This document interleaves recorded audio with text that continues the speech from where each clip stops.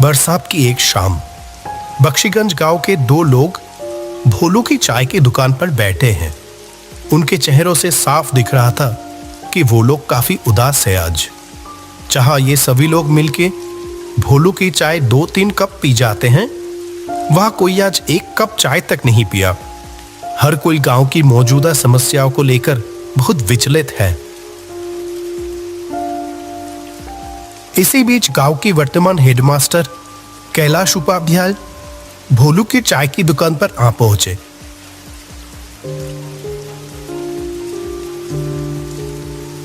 अरे रामलाल, माधव, तुम लोग यहाँ इतना उदास होकर क्यों बैठे हुए हो? मुझे इस गांव में आए हुए इतने दिन हो गए, मैंने तो कभी तुम लोगों को इतना परेशान नहीं देखा। हमेशा हंसते मुस्कुराते हुए ही देखा है, लेकिन आज अचानक क्या हुआ? आइए मास्टर जी, बैठिए। आपकी चाय तैयार है मास्टर जी। मुझे पता था आप थोड़ी देर में यहां आ जाओगे। हाँ बोलू, आज अपनी वो अदरक वाली चाय पिलाना मुझे, ठीक है? बहुत देर से सर दर्द कर रहा है। और हाँ, तुम लोग बताए नहीं कि हुआ क्या है, इतने उदास क्यों हो? असल में क्या है ना मास्टर जी, हम सभी लोगों का आज मन बहुत उदास है। क्यों? क्या हुआ? इतने खूबसूरत गांव के लोगों के साथ घुलने मिलने से किसी का भी मन बेहतर हो जाएगा, लेकिन उन्हीं लोगों को आज अचानक क्या हुआ? आप तो जानते ही हो मास्टर जी कि हमारे गांव में कोई अस्पताल नहीं था। कोई भी बीमार होता था तो उसको 2 गांव पार 10 मील दूर जाना पड़ता था। अस्पताल पहुंचने से पहले ही तो कितनों की मौत हो गई। इसीलिए हम सभी मिलके अपने पैसे बचा के इस गांव में एक अस्पताल बनवाया। लेकिन क्या? हमारी सारी बचत खत्म हो गई।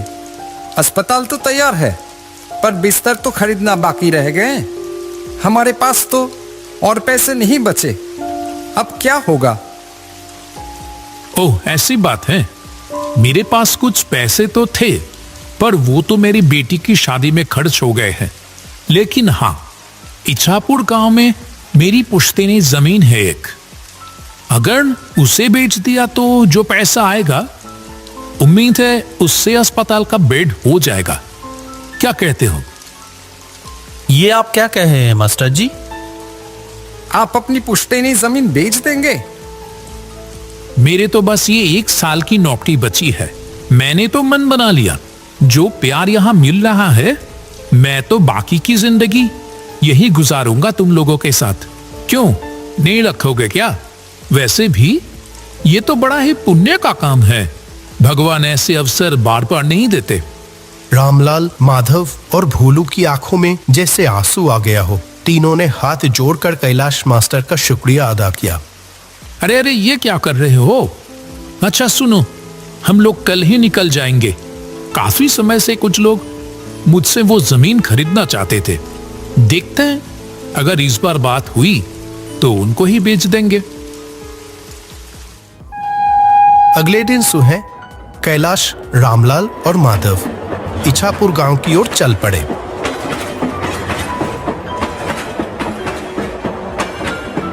जब वह ट्रेन में थे, बाहर बहुत जोर से बारिश हो रही थी।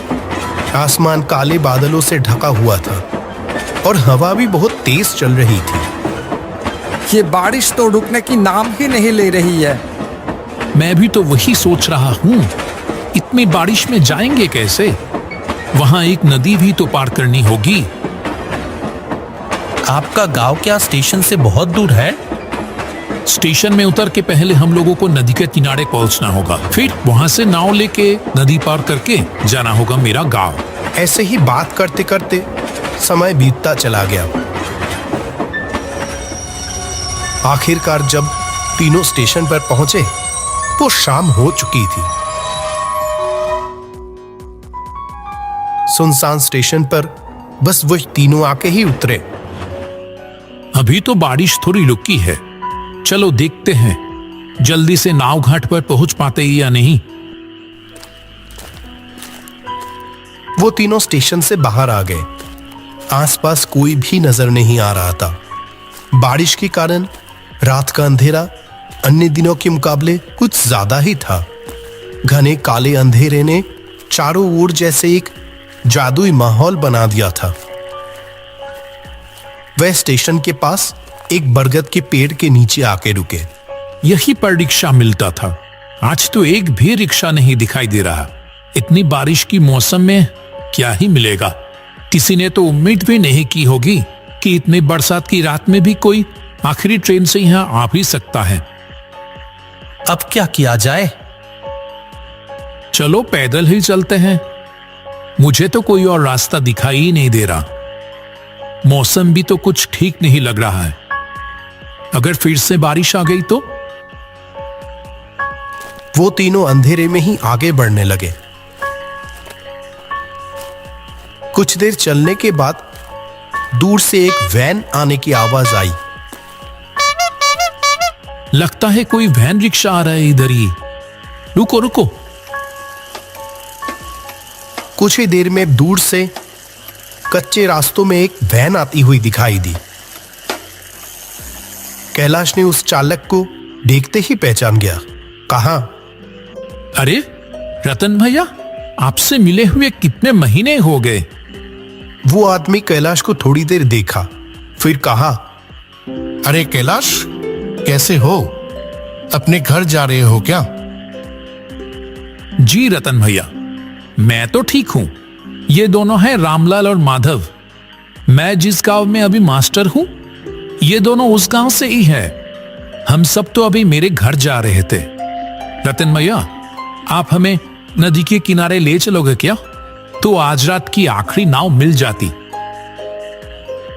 रतन ने कहा, इस बरसात की रात में नाव मिलेगी? अच्छा चलो देखते हैं, बैठो। चलो रामलाल, चलो उठो। ये आखिरी मौका है।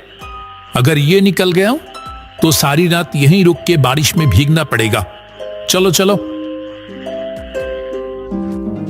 सभी लोग वैन पे जाके बैठ गए। अंधेरे में ही वैन आगे बढ़ने लगी।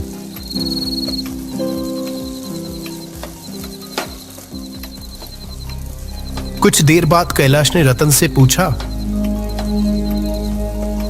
आपकी तो इतनी उम्र हो गई रतन भैया, फिर भी आप अभी भी वैन चलाते हो? आपको तकलीफ नहीं होता? तकलीफ? हाँ, होता था पहले, अब नहीं होता है। पहले होता था, अब नहीं होता है। इसका क्या मतलब है? वो कुछ नहीं। तुम तो बहुत दिनों बाद इछापुर गांव आए हो। हम लोगों को तो भूल ही गए हो तुम। नहीं नहीं, ऐसी बात नहीं है रतन भैया। दरअसल काम के सिलसिले में मैं अभी जहां रहता हूं, वहां से आमतौर पे आना जाना हो नहीं पाता है। आज भी तो एक जरूरी काम से ही आया हूं। गांव में मेरे बाप दादा की जो जमीन है ना, उसे ही बेचने आया हूं। बेच दोगे? क्यों, क्या हो गया? कोई मुसीबत? हाँ, मुसीबत तो है। जिस गांव में मैं रहता हूं अभी, उस गांव के सभी लोगों ने अपने बचाए हुए पैसे से अस्पताल बनवा तो दिए हैं, लेकिन वो अस्पताल की बेड खरीदने की पैसे नहीं जुटा पा रहे हैं। इसीलिए मैंने सोचा कि अपनी पुश्तैनी जमीन बेचकर उनकी थोड़ी मदद कर दूं। वैसे भी वो जमीन तो कई सालों से खाली ही पड़ी है। क्या बात है कैलाश, तुम सचमुच इछापुर गांव का गर्व हो। अरे नहीं नहीं, ऐसी कोई बात नहीं। ये देखो ना, ये रामलाल, माधव, ये सभी भी किसी से कम है क्या? ऐसे ही बातचीत चलते चलते सभी लोग नदी के किनारे आ पहुंचे। जब वो तीनों नदी की ओर देखें, तब नदी बहुत तेज बह रही थी। जो नदी हर वक्त शांत रहती थी, वह आज बिल्कुल अलग दिख रही थी। नदी के किनारे कुछ नाव बंधी हुई थी, लेकिन चलाने वाला कोई भी दिखाई नहीं दिया। जो सोचा था वही हुआ। एक भी माझी घाट पर नहीं है। वैसे भी इतनी रात हो गई है और फिर बारिश। कोई क्यों ही रहेगा अभी? ये तो बड़ी मुसीबत हो गई मास्टर जी। आज रात बारिश में भीगकर ही गुजारना पड़ेगा लगता है। अब क्या होगा मास्टर जी? आसमान का हाल देखा आपने? लगता है बारिश फिर से आने वाली है। आसमान में काले बादल फिर से आना शुरू हो गए। नदी की ओर से हल्की हल्की ठंडी हवा भी चलनी शुरू हो गई। रतन भी उन लोगों के साथ वहीं खड़ा था। जब वो तीनों बात कर रहे थे तभी उसने कहा, अगर आप लोग बुरा ना मानो तो मैं एक बात कहूं। आप ऐसे क्यों बोल रहे हो रतन भैया? बोलिए ना, क्या कहना चाहते हैं? लगता है थोड़ी ही देर में बारिश फिर से शुरू होगी और अभी तो कोई माझी भी नहीं है घाट पर जो नाव से अपनी घर जा सकोगे। उसके बजाय एक काम करो, वो देखो सामने ही मेरा घर है। सब लोग वही चलो, आज की रात वही गुजार लेना। हाँ, सही कह रहे हो आप। इससे पहले भी तो कितनी बार आपकी गाड़ी में स्टेशन गया हूं आपको आपके घर से बुला के। क्यों रामलाल, माधव, और तो कोई रास्ता नहीं दिख रही है। आज की रात वही गुजार लें। रतन भैया आज हमारा कितना बड़ा उपकार किया है, क्या बताओ। हाँ, माधव ने सही कहा। हम रतन भैया के घर पे ही चलते हैं, नहीं तो इस बरसात की रात में बड़ी मुसीबत में पड़ जाएंगे। सभी लोग मिलके रतन की घर की ओर बढ़ने लगे। जैसे ही वो घर के अंदर घुसा, एक अजीब सी बदबू आने लगी अंदर से, मानो बहुत दिनों बाद कोई इस घर को खोल रहा हो। रतन भैया, घर के अंदर इतनी बदबू क्यों? ये फर्श भी कैसा भीगा भीगा सा लग रहा है। असल में ये घर तो आधी समय बंद ही पड़ा रहता है। मैं तो अपनी गाड़ी लेकर बाहर ही रहता हूं और पानी शायद खिड़की से अंदर आया होगा। कमरे की कोने में एक टूटी खुली हुई खिड़की से हल्की सी रोशनी आ रही थी। घर में खाना तो कुछ नहीं है। मैं तो आप लोगों के लिए खाने का इंतजाम ही नहीं कर पाया। आप उसकी चिंता मत करो। इतनी खराब मौसम में रात को रहने के लिए जगह मिल गई, इससे ज्यादा और क्या चाहिए। अगर आप नहीं होते तो आज रात हम लोग कैसे बिताते, भगवान ही जाने। अरे ऐसी कोई बात नहीं है। ठीक है, आप लोग सो जाओ। और आप कहां रहोगे? मैं बाहर सो जाऊंगा, कोई परेशानी नहीं होगी। क्यों, आप हम लोगों के साथ सो जाओ ना। नहीं नहीं, मुझे कोई दिक्कत नहीं होगी। ये बोल के रतन बाहर चला गया और वो तीनों जमीन पर चटाई बिछाकर लेट गए। तब गहरी रात, अचानक कैलाश की नींद खुल गई। एक अजीब सी आवाज आ रही थी, जैसे कि कोई घर से थोड़ी दूर जमीन खोद रहा हो। कैलाश शुरू में तो नजरअंदाज करता रहा, लेकिन आवाज और तेज होने लगी। जो वो काम कर रहा था, जैसे कि वो किसी की परवाह किए बगैर ही किया जा रहा था। ये आवाज कहां से आ रही है? चोर आ गया क्या? कैलाश तेजी से उठा और खिड़की के पास आकर बाहर देखने लगा। रतन भैया घर से थोड़ी दूर पेड़ के नीचे खुदाई कर रहा है।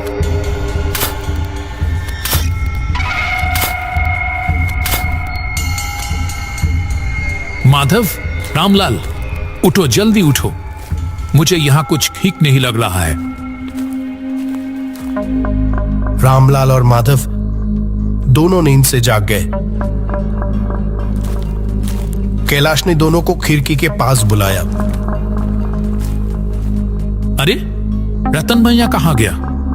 अभी तो यहीं पर थे।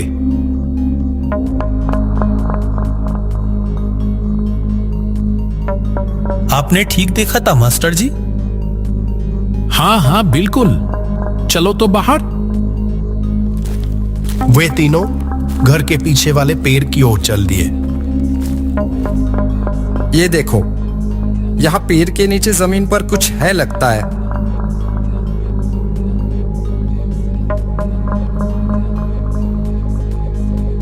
मैंने रतन भैया को यही देखा था, लगता है मानो जैसे कि वो चाह रहे थे कि मैं नींद से उठकर ये देखूं।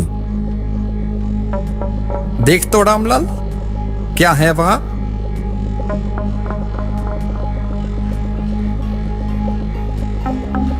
मिट्टी को हाथ से थोड़ा हिलाने पर रामलाल को पैसों से भरी हुई एक कलश दिखाई दी। अरे इसके अंदर तो बहुत सारे पैसे हैं। सच में? लेकिन ये है किसके? रतन भैया अभी कहां चले गए? ठीक है, वो दूसरों की पैसे है, उसकी हमें जरूरत नहीं। वो जैसे था उसको वैसे ही रख दो अच्छे से और चले आओ वहां से। ठीक उसी वक्त वो पेड़ जैसे हिल उठे। तीनों ने ऊपर देखा तो वहां लंबे पैरों वाला एक भयानक चेहरा बैठा हुआ था।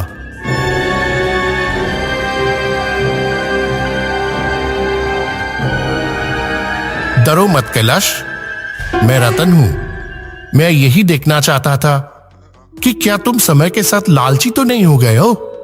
तुम सच में गांव का गढ़ हो कैलाश। तुम चाहते तो ये पैसे आसानी से ले सकते थे, और मैं अकेला बूढ़ा आदमी तुम तीनों के सामने तो टिक भी नहीं पाता। जहां तुम्हें पैसों की इतनी जरूरत है और यहां इतने सारे पैसे हैं। लेकिन आप? मैं 1 साल पहले ही मर चुका हूं। एक दिन मैं अपनी वैन लेके लाइन के उस पर जा रहा था। ऐसे में एक ट्रेन आके, छोड़ो उस बात को, मैं मर तो चुका हूं, लेकिन मेरे बचाए हुए पैसों की वजह से मुझे मुक्ति नहीं मिल रही थी। मैं किसी सच्चे इंसान की तलाश में था। आज मुझे वो मिल गया। आप लोगों से बात करके ही मैं समझ गया था कि आप लोग सच्चे इंसान हैं। मैं थोड़ा जांच लिया बस। ये पैसे ले जाओ और अस्पताल के लिए लगा दो। तुम्हें अपना पुश्तैनी जमीन बेचने की कोई जरूरत नहीं है कैलाश। यहां जो पैसे हैं उससे अस्पताल का काम पूरा हो जाएगा। रतन भैया, अब मुझे मुक्ति मिलेगी। आप सब लोग अच्छे से रहना। ये कहते हुए रतन का भयानक चेहरा हवा में गायब हो जाता है। वो तीनों बस पैसों से भरे हुए कलश को देखते रह गए। बारिश की रात एक भूतिया घर में बिताए हुए वो पल उन लोगों के मन में पूरी तरह से कैद होके रह गया।